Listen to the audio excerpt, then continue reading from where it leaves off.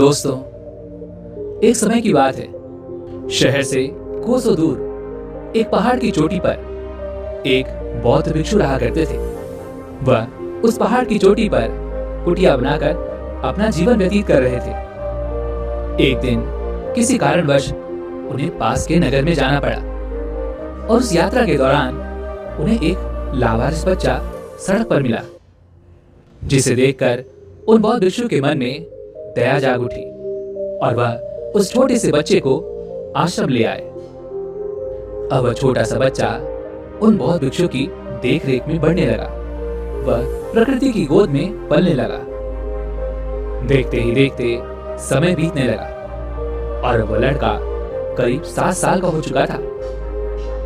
और एक दिन उन बौद्ध भिक्षु ने उस लड़के को अपने पास बुलाया और कहा, भंते, तालाब के पास जाओ, उसके किनारे बैठो और आंख खोलकर ध्यान करो। वह 7 साल का मासूम बच्चा यह नहीं जानता था कि यह ध्यान क्या है। उस बच्चे ने भोलेपन के कारण उन बौद्ध भिक्षु की बात मान ली और वह चुपचाप तालाब के किनारे पर जाकर बैठ गया। तालाब के किनारे एक अजीब सी शांति थी। उस शांति में वह बच्चा कभी आसपास की झाड़ियों की तरफ देखता तो कभी उन पर लगे फूलों, उनकी पत्तियों, नदी में बहने वाले जल और आसपास के पत्थरों को बहुत ध्यानपूर्वक देखता, जिससे उसके मन को अजीब सी शांति मिलती, जिससे वह लड़का बहुत अच्छा महसूस करता। अब से वह हर रोज ठीक उसी समय तालाब के किनारे आकर बैठ जाता और आसपास की झाड़ियों की पत्तियों, फूलों और नदी में बहने वाले जल तथा वहां पर उपस्थित उन पत्थरों को ध्यान से देखता। धीरे धीरे उस मासूम बच्चे के भीतर चीजों को निरीक्षण करने की कला विकसित हो गई। उसका मन धीरे धीरे एकाग्र होने लगा। वह प्रकृति में होने वाली हर एक चीज को बड़ी गहराई से देखता और महसूस करता, जिससे उसका मन शांत हो जाता।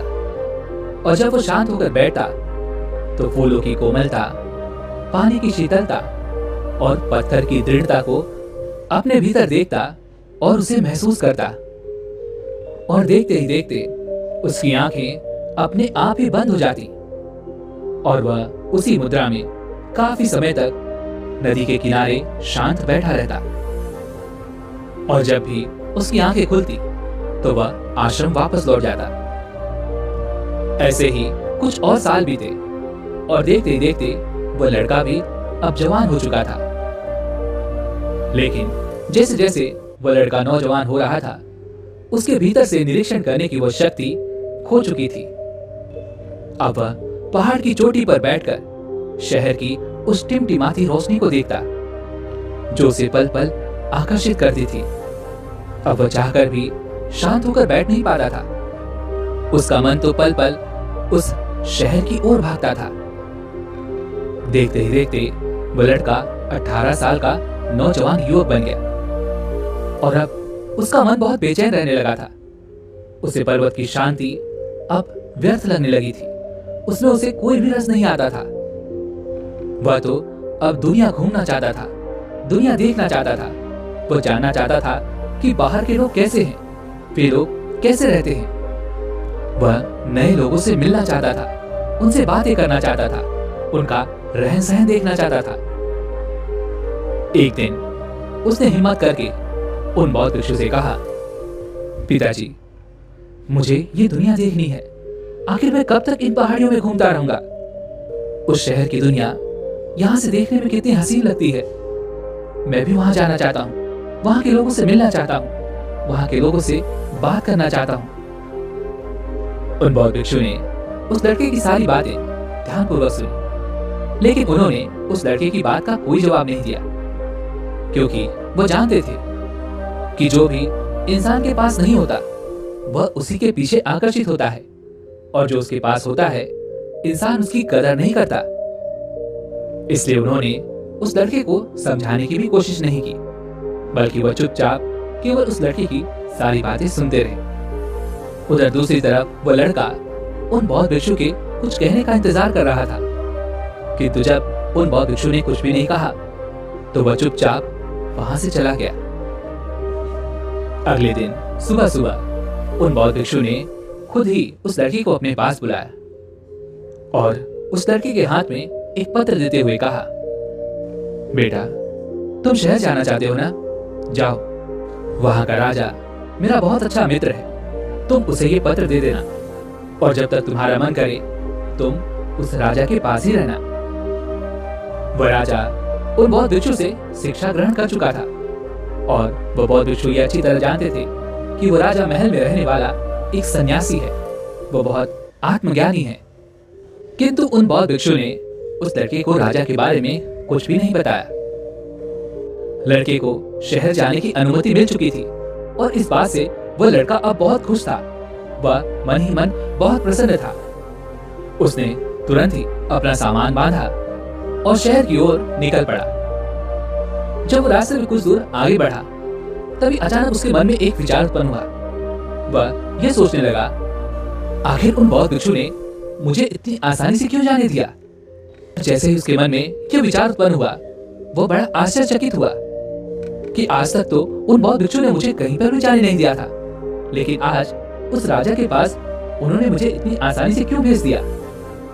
जैसे उसके मन में ये विचार आया, वो लड़का तुरंत ही रुक गया और उसने उन बौद्ध भिक्षु के द्वारा दिया गया वो पत्र निकाला। उस पत्र को खोला तो उसमें केवल 3 ही शब्द लिखे थे और वह थे, केवल दिशा दिखाओ। लड़के ने जब वो पत्र पढ़ा तो उसे कुछ भी समझ नहीं आया और ना ही उसने उन 3 शब्दों पर गौर किया। उसने ज्यादा सोचा नहीं और वह शहर की ओर आगे बढ़ने लगा। शहर पहुंचकर लड़के ने राजा को पत्र थमा दिया। राजा ने उस लड़के से वो पत्र लिया, उसे खोला और पढ़ा और फिर तुरंत ही उस लड़के का चेहरा देखा, जिस देखकर राजा ये समझ चुका था कि उन बौद्ध भिक्षु ने उस लड़के को वहां पर क्यों भेजा है। राजा ने अपने सिपाहियों को आदेश दिया, सिपाहियों, लड़के के लिए महल में रहने का प्रबंध किया जाए और इस लड़के को इस राजमहल की सारी सुख सुविधाएं भी मिलनी चाहिए। उसके बाद वह राजा उस लड़के से कहता है, बेटा, तुम्हारा यहाँ पर एक ही काम है, तुम्हें बस खुश रहना है। लड़का राजा की यह बात सुनकर बहुत प्रसन्न था कि उसे यहाँ पर कोई भी काम नहीं करना, बस उसे यहाँ पर आराम से अपना जीवन व्यतीत करना है। उस लड़के को राजमहल में वो सारी सुख सुविधाएं मिलने लगी जो राजा को मिला करती थी। ना तो उसे कोई काम करना पड़ता था और ना ही किसी प्रकार की कोई चिंता थी। वह लड़का राजमहल में बहुत खुश था और उसके पास अब समय ही समय था और अपने खाली समय में वो शहर में घूमा करता, लोगों से मिलता, लोगों से बातें किया करता। यहाँ तक कि उसने शहर में कई सारे लोगों से दोस्ती भी कर ली थी। राजमहल में रहकर उसने कई सारी किताबें भी पढ़ ली थी और ये सब करते हुए अभी उसे कुछ महीने ही गुजरे थे। लेकिन धीरे धीरे अब उस लड़के का मन इन सबसे ऊबने लगा था। वह यह महसूस करने लगा था कि उसका मन हमेशा कुछ नया चाहता है, लेकिन जब कुछ नया मिल जाता है तो यह मन संतुष्ट नहीं हो पाता, अर्थात हमारा मन बेचैन ही रहता है। और जब लड़के को इन बातों का एहसास हुआ, जब उसने अपने जीवन में ये सारी चीजें महसूस की, तो उसके बाद वह दूसरों पर निरीक्षण करने लगा। वह हर सुबह महल के बगीचे में जाया करता। वो बगीचा बहुत ही सुंदर और बहुत ही मनमोहक था और ये बगीचा शहर का सबसे बड़ा बगीचा भी था और इस बगीचे में शहर का कोई भी व्यक्ति बिना किसी रुकावट के आ जा सकता था। वह लड़का अपना अधिकांश समय उस बगीचे में ही बिताया करता और वहां पर आने जाने वाले व्यक्तियों को वह ध्यान से देखता, उनका निरीक्षण करता। कुछ दिन निरीक्षण करने के बाद उसे ये पता चला कि लोगों के चेहरों पर हमेशा तनाव बना रहता है, चाहे वह कोई अमीर आदमी हो या फिर कोई गरीब, फिर चाहे वो कोई व्यापारी हो या कोई कर्मचारी। सभी के चेहरों को देखकर ऐसा प्रतीत होता था मानो लोगों का शरीर तो बगीचे में है, किंतु उनका मन कहीं और ही भटक रहा है। लोगों के मन में एक अजीब सा तनाव है, लोग किसी न किसी परेशानी में हैं, चिंतित हैं, जिस कारण वह इस समय और अभी यहाँ पर उपलब्ध नहीं है। हालांकि उनका शरीर यहीं पर है, किंतु उनका मन यहाँ नहीं। और बगीचे की सुंदरता, उसका आकर्षण भी लोगों के मन को शांत नहीं कर पा रहा था। उन लोगों को देखकर वह लड़का मन ही मन यह सोचता था कि ये लोग जिंदा तो हैं, पर जीना भूल गए हैं। केवल कुछ छोटे बच्चे ही हैं जो इस बगीचे में आकर सचमुच खुश होते हैं। यहाँ की खुशबू, यहाँ की हवा, यहाँ के आकर्षण को देखकर उनका मन ललाहित हो जाता है और वह खिलकर हंसते हैं।